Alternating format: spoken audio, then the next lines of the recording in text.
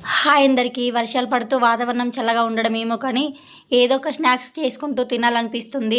ఇందులో మనకి ఇంకా దగ్గుతో కానీ జలుబుతో కానీ ఇబ్బంది పడుతుంటే ఇంకా అస్సలు మనకు అన్నం తినాలనిపించదు. ఏదో ఒకటి వేడివేడిగా చేసుకుంటూ తినాలనిపిస్తుంది. తెలంగాణ స్పెషల్ సర్వపిండి చేస్తున్నాను. ముందుగా బియ్యపిండి తీసుకొని సరిపడా ఉప్పు, కారం, అలాగే కొంచెం పసుపు, కల్యమాకుని కొంచెం చిన్న చిన్నగా కట్ చేసుకొని వేసుకోవాలి. అలాగే వెల్లుల్లి, ధనియాల పొడి, జీలకర్ర, పచ్చిమిర్చిని కొంచెం గరకగా మిక్సీ పట్టేసుకొని వేసుకోవాలి.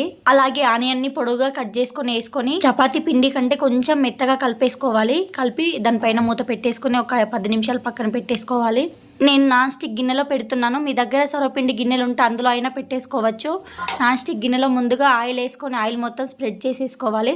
తర్వాత పిండిని తీసుకొని కొంచెం చపాతీలాగా చేసేసుకొని అందులో వేసుకొని ఇంకొంచెం పల్చగా ఒత్తుకోవాలి. మంటని హై ఫ్లేమ్లో, మీడియం ఫ్లేమ్లో అడ్జస్ట్ చేసుకుంటూ పెట్టేసుకోవాలి. ఒక 5 నిమిషాల తర్వాత రివర్స్లో వేసేసుకొని మళ్ళీ ఒక 2 నిమిషాలు